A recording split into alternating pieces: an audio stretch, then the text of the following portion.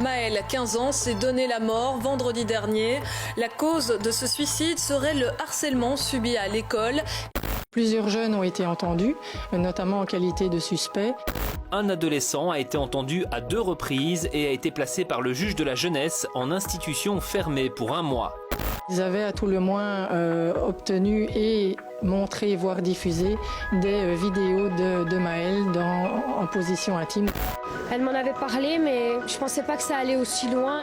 Les chefs d'inculpation retenus par le tribunal de la jeunesse sont le traitement inhumain, le harcèlement, le voyeurisme et la détention et diffusion d'images à caractère pédopornographique.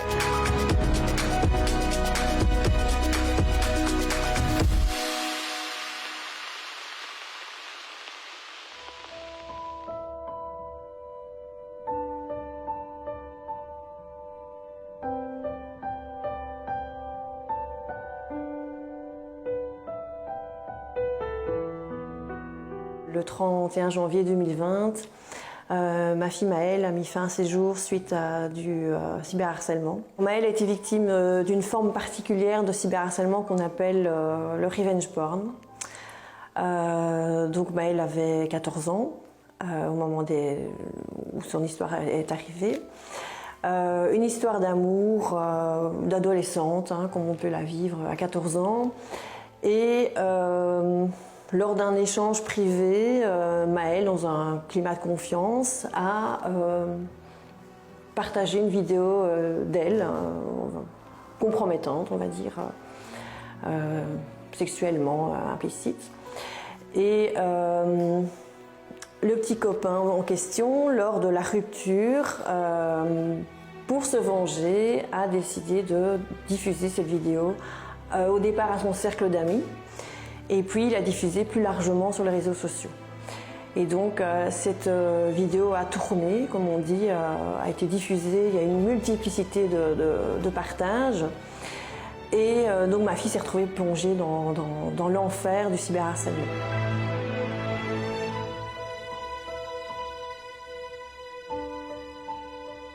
Maëlle est tombée, donc, je pense, dans une très grande honte. De savoir que ces images d'elle, c'est quand même, on parle de l'intime, ont pu être visionnées par une multitude de personnes, même des personnes qu'elle ne connaissait pas. Je pense qu'on ait 14 ans ou mon âge, je pense que la honte, elle doit être là. Elle est là, plutôt, je dirais.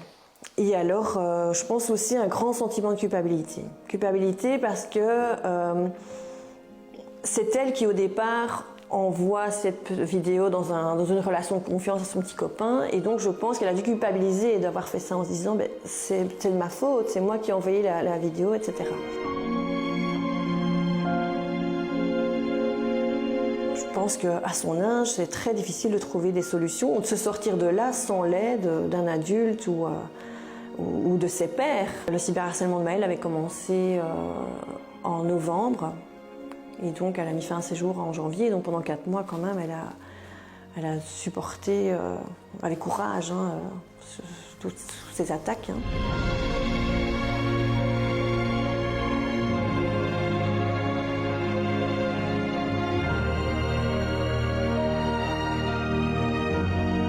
La pornodivulgation, pour parler en français, c'est-à-dire c'est utiliser des images intimes de façon à nuire à quelqu'un, parce qu'il y a une intention de nuire très claire dans la pornodivulgation, sur les réseaux sociaux, c'est-à-dire sur une forme de caisse de résonance qui va multiplier l'intensité de l'agression. C'est une intention de nuire qui va très très loin, parce que le principe c'est finalement de provoquer l'anéantissement de l'autre. Il y a un souhait de se venger de quelque chose que l'on a vécu comme humiliant, c'est-à-dire le fait d'être quitté, d'être parfois quitté pour quelqu'un d'autre, ce qui dans les situations de mise en couple est vécu comme quelque chose de très humiliant. Et donc il y a une forme, une tendance à vouloir reprendre le pouvoir, à pouvoir retrouver la face en faisant perdre la face à l'autre. Et donc l'intention, c'est d'amener l'autre à se soumettre ou à se démettre. Et on va utiliser le monde intime que l'on a partagé ensemble comme argument pour anéantir l'autre.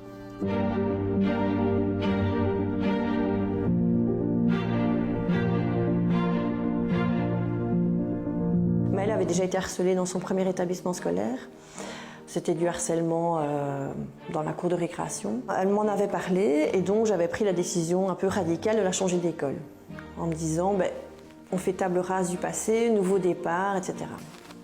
Et donc quand elle est arrivée dans cette nouvelle école, tout se passait bien, etc. Je n'ai rien détecté, rien compris. À 14 ans, on est souvent dans sa chambre, quand on pose une simple question, comment ça va, mais tu en poses toujours des questions, laisse-moi tranquille.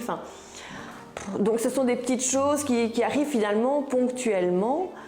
Et puis quand on repasse le film, on se rend compte, on assemble tous les pièces du puzzle, on se dit oui finalement il y avait quand même quelque chose là derrière. Mais comme tout arrive petit à petit, on ne fait pas le lien directement.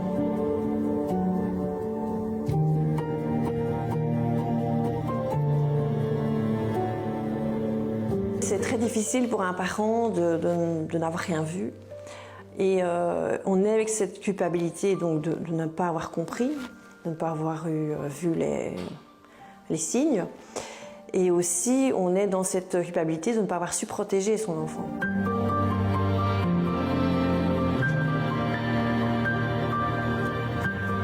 Donc Maëlle, 14 ans, c'est une jeune fille. On me dit souvent qu'elle était solaire. C'est le qualificatif qui revient souvent, solaire. Toujours souriante, très gentille, empathique et d'une sensibilité hors norme, vraiment très sensible.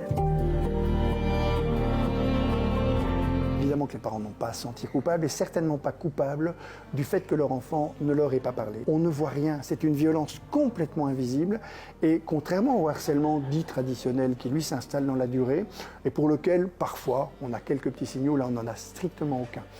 C'est d'ailleurs pour ça qu'ils ont choisi d'ailleurs comme figure emblématique pour parler de leurs enfants, ils parlent d'étoiles ou d'étoiles filantes. Parce qu'une étoile, ça a d'abord été un soleil. En plein jour, c'est le soleil.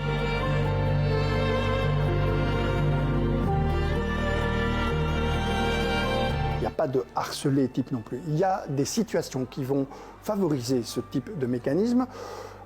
Chez les victimes, par exemple, on constate quelque chose qui est assez systématique, c'est que ce sont de très belles jeunes filles, de très beaux jeunes hommes. Ce sont des personnes qui avaient tout pour eux. Ce sont des gens solaires qui, à un moment donné, ont même suscité chez les autres de l'envie. De l'envie, et l'envie, c'est pire que la jalousie parce que ça vous ronge de l'intérieur. Et c'est pour ça que le revenge porn est très dangereux, parce que vous avez une personne qui vit une situation de jalousie à laquelle vont se rallier tous ceux qui vivent des situations d'envie. Ah, tu étais une jolie fille à qui tout réussissait, maintenant tu vas morfler. Et ces personnes, effectivement, les victimes, ne sont pas du tout armées pour lutter contre ces mécanismes-là. C'est pour ça que c'est terriblement virulent, terriblement dangereux. Pour comprendre ce sentiment d'anéantissement, il faut comprendre la mécanique des réseaux sociaux. Les réseaux sociaux, ce ne sont pas des outils de communication. Les parents ont parfois l'impression que c'est des outils pour communiquer. Ce sont des outils d'installation du prestige social.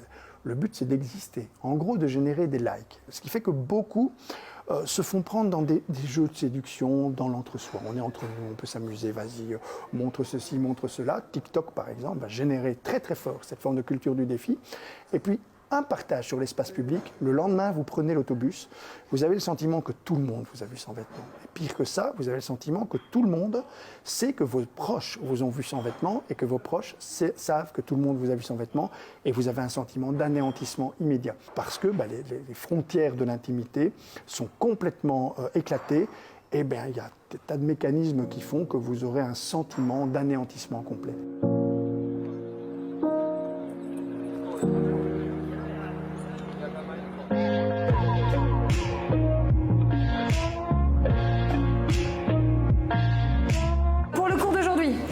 Je vais vous distribuer des situations par rapport à la thématique que je voudrais que vous abordiez et je vais vous demander de vous positionner entre vous si vous trouvez ces situations acceptables ou pas acceptables. D'accord ? Et bien sûr, de justifier pourquoi vous les trouvez acceptables ou pas acceptables. C'est quelque chose, on sait très bien, qui touche absolument tous les élèves, quel que soit l'âge, et qui n'est pas toujours facile à détecter. Donc on sensibilise en espérant qu'à un moment donné, il y ait une réaction de la part des élèves et une prise de conscience. Parce que je pense qu'ils sont conscients, mais que malgré tout, ça se passe. Kyrian n'est ni mince ni musclé. Il rit souvent de lui-même quand il doit aller en éducation physique parce qu'il a horreur de ça, et ses amis l'appellent gros, sans que cela ne semble le déranger. Sarah, une fille de sa classe, classe voit une image rigolote d'un pingouin qui est tombé sur le dos et n'arrive plus à se relever. Elle transfère la photo au groupe WhatsApp de leur classe et commente avec « Voilà ce qui arrive quand Kyrian tombe ». Tu pourrais très bien avoir un pote où genre tu pourrais le narguer, il te nargue aussi quand c'est ce genre de complicité, pourquoi pas, mais quand la personne l'accepte pas, après c'est juste à... de classe. C'est juste à la personne à voir, on ne peut pas juger à sa place. Ici on dit bien que c'est entre amis, ils se disent gros entre amis, et là la fille dans l'histoire elle débarque comme ça, elle trouve une vidéo, elle partage à toute la classe. Du coup c'est un drôle de ressenti parce que l'ami dans ce cas-là, c'est pas l'ami de la fille. On parle pas de ses amis à lui, on sait pas s'il est ami avec la fille ou pas, et elle partage ça dans le groupe et ça se directement. trouve dans la classe, il a des gens qui n'ont pas envie, qui se moquent.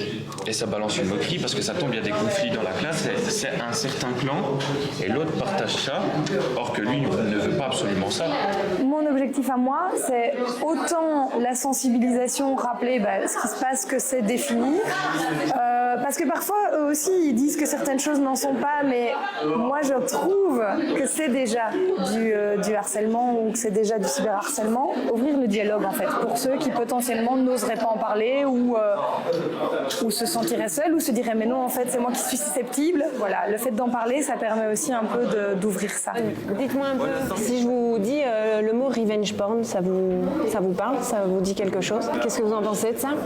Je trouve que c'est juste pas moral parce qu'on a un minimum normal et normalement constitué, normalement on fait pas ce genre de choses. Parce que on fait pas quoi? On ne fait pas aux autres tout simplement ce qu'on voudrait pas qu'on nous fasse tout simplement. Elle en connaît les risques, elle sait que si elle fait ça, ça pourrait amener à ça. Et son ex, il doit se dire qu'elle a fait ça en lui faisant confiance, en étant genre amoureuse de lui, elle a essayé et tout. Quand tu envoies ça, tu as toujours en tête ce truc de oui, mais c'est sûr, je l'ai publié sur internet, même si c'est en privé, ça peut toujours partir ailleurs si la personne, voilà.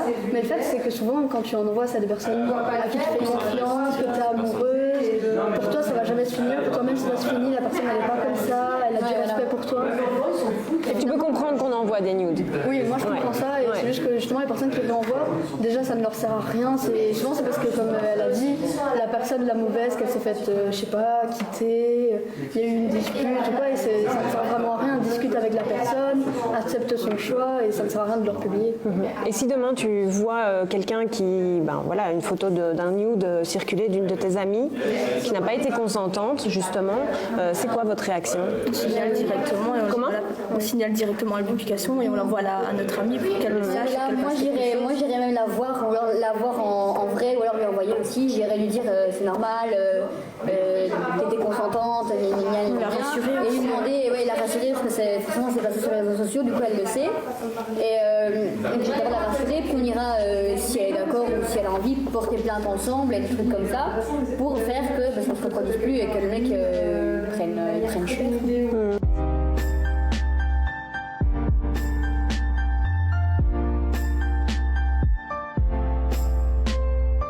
Quand même que les parents l'entendent, les réseaux sociaux, dans l'immense majorité des situations, c'est quelque chose de tout à fait positif. Mais il peut arriver des choses difficiles à vivre. Et donc il faut anticiper la réponse possible en donnant l'impression qu'on n'est pas démuni face aux phénomènes qui peuvent s'y produire, mais sans avoir diabolisé les réseaux sociaux. Si on dit à son enfant, on ne va pas là-dessus, parce que c'est nul, c'est dangereux, etc., il va de toute façon y aller. Il le fera sous un avatar, il ira chez un copain, mais il ne parlera pas, parce qu'il sait ce qu'il va entendre s'il parle. On t'avait dit de ne pas aller là-dessus. Alors que si vous avez dit non, c'est chouette les réseaux, mais si il t'arrive quelque chose, tu nous en parles, là vous allez créer les conditions qui au niveau de la prévention sont les plus efficaces.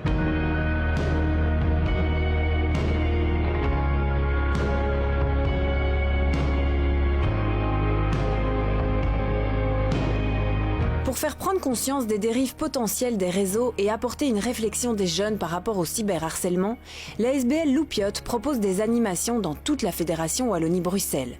Pour libérer la parole, elle réalise des courts-métrages destinés aux ados.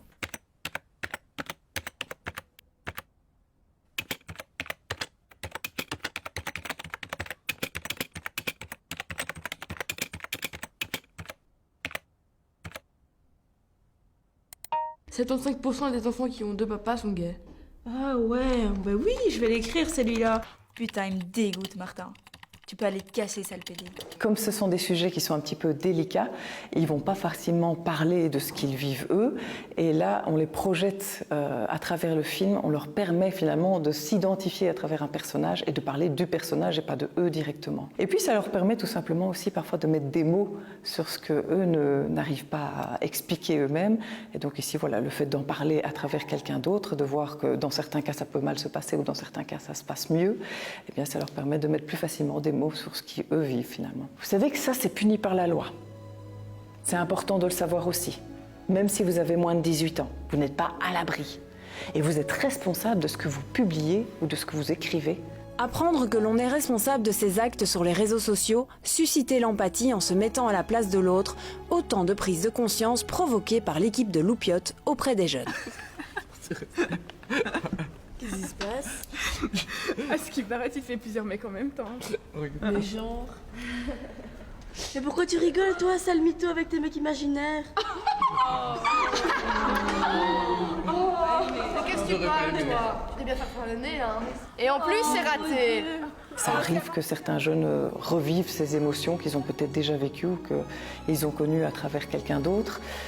Et donc les retours sont en général positifs par rapport à ce que ça suscite et par rapport à ce que ça permet de modifier après, puisqu'il y a des attitudes qui changent parce qu'ils ont pris conscience de l'impact qu'ils pouvaient avoir à travers ce genre de comportement.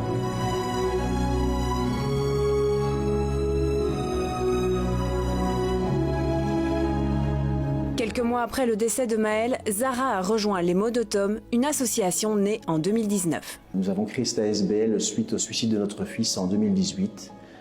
Tom s'est mis sur les rails du train après nous avoir laissé une longue lettre dans laquelle il nous fait part du harcèlement scolaire qu'il vivait depuis plusieurs années. À la base, l'ASBL, elle a été créée sous l'impulsion de quelques amis qui m'ont dit il faut y aller, Marc, il faut créer quelque chose, et aussi de certains enfants harcelés qui m'ont dit il faut vraiment que vous fassiez quelque chose parce que voilà, il n'y a personne qui nous aide, qui nous écoute. Aujourd'hui, les membres de l'association préparent un colloque portant sur le harcèlement scolaire. Objectif : témoigner et apporter des réponses à celles et à ceux qui sont confrontés à cette problématique. On intervient dans les établissements scolaires qui font appel à nous.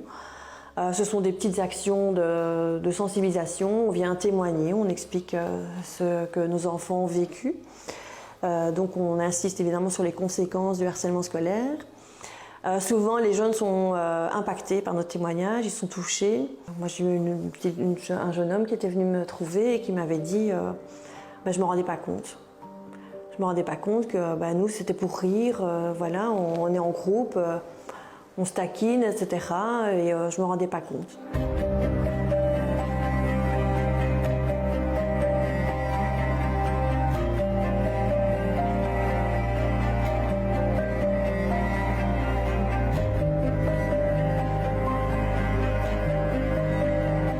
Nous sommes allés à la rencontre de pas mal d'opérateurs sur le terrain et aujourd'hui, après 3 années, nous remarquons un petit peu ce qui dysfonctionne. On s'est rendu compte qu'en fait, et c'est un peu dommage ça, c'est qu'il y a quand même une concurrence malgré tout au niveau des opérateurs, tout simplement parfois simplement pour leur financement. Nous, je pense qu'avec notre histoire, on a cette faculté de pouvoir rassembler les gens.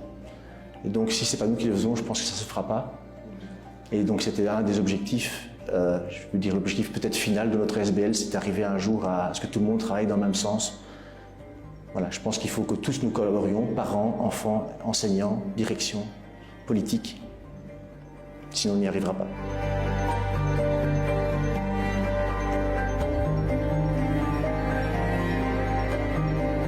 Pour y arriver et pour tous avancer dans le même sens, le Centre de référence et d'intervention harcèlement a vu le jour à La Louvière en avril 2022. Un projet pilote de la Fédération Wallonie-Bruxelles, unique en Belgique. Nous travaillons en fait selon 3 axes essentiellement. Le premier, c'est ce que nous on appelle l'intervention. Donc l'intervention, pour la résumer simplement, c'est venir en aide à tout enfant, adolescent, parent ou professionnel qui serait confronté à une situation de harcèlement des jeunes, qu'elle se présente à l'école, comme c'est le cas le plus fréquent, ou dans un club de sport, sur Internet, ou voilà, dans un lieu autre en tout cas que les établissements scolaires. L'objectif est toujours d'enrayer le plus vite possible la dynamique de harcèlement qui s'est mise en place et les souffrances qu'elle cause. Le deuxième axe, c'est le soutien. On a une équipe pluridisciplinaire, donc on a des psychologues, une juriste, des assistantes sociales. L'idée étant là, bien de couvrir un petit peu tous les types d'aides dont les enfants et familles impactés par le harcèlement peuvent avoir besoin. Et le dernier axe, enfin, qui lui est un peu différent, c'est ce qu'on appelle l'accompagnement des écoles. Nous allons accompagner en 2022-2023 15 écoles dans le but en fait de former et de créer au sein de ces écoles des référents de première ligne, donc des enseignants, des éducateurs qui auront été formés, équipés, écolés, j'ai envie de dire, pour devenir vraiment cette première ligne à laquelle les enfants au sein de l'école pourront s'adresser et que ces référents-là puissent mieux détecter, mieux diagnostiquer et mieux prendre en charge les enfants, alors ce que nous on appelle en difficulté relationnelle. Donc les difficultés relationnelles, c'est le harcèlement, mais c'est aussi les gros conflits, c'est aussi les mises à l'écart, enfin ça peut être beaucoup de choses, quoi. D'autant que le cyberharcèlement, c'est un domaine face auquel les adultes sont le plus souvent démunis. En tant qu'adulte, on n'a pas grandi avec toute cette technologie-là. Il y a parfois même une méfiance de la part de certains adultes. Alors que fondamentalement, c'est une technologie. Ce n'est pas, c'est comme n'importe quel outil, ça dépend de l'usage qu'on en fait. Et malheureusement, quand on donne un objet aussi puissant qu'un smartphone à un enfant sans encadrement, sans accompagnement, sans apprentissage, le risque est très présent qu'il y ait des soucis derrière, quoi.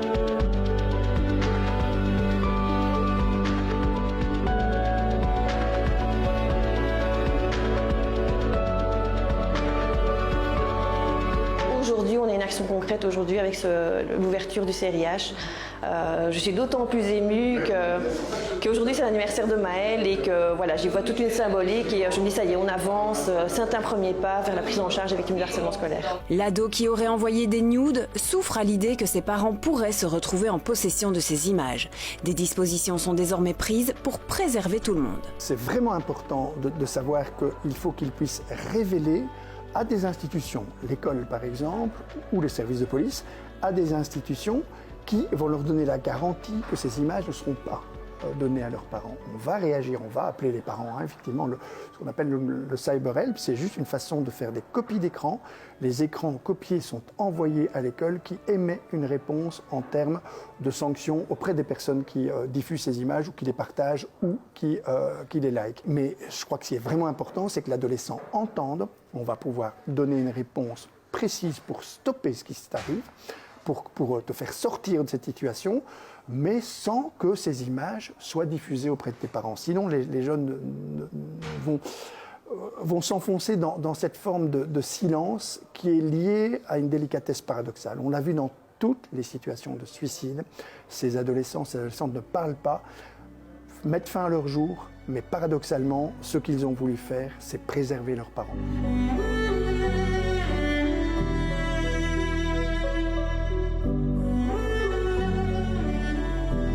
Moi, je suis admiratif, évidemment, devant des personnes comme Zara ou comme Marc, le papa de Tom.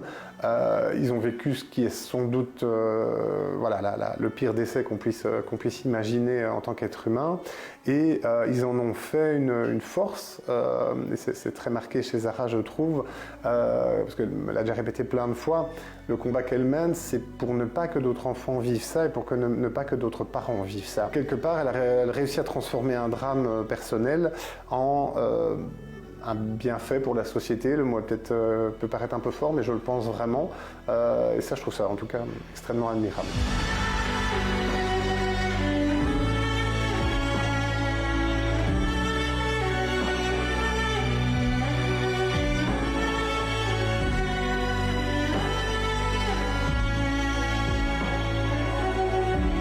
Moi, j'ai mon monde qui s'est écroulé.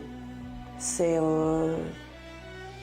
la terre s'ouvre, vous ressentez une douleur qui est vraiment touche chaque cellule de votre corps. C'est une douleur qui est vraiment permanente. Je vis avec.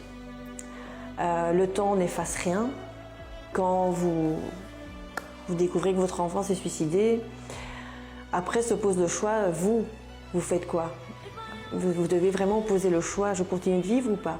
Et cette question-là, je me la suis posée. Aujourd'hui, Maëlle, c'est mon petit moteur et c'est une étoile qui nous guide dans ce qu'il convient de faire pour moi une société plus juste et beaucoup plus bienveillante. Et ça, c'est ce qui manque aujourd'hui, la bienveillance.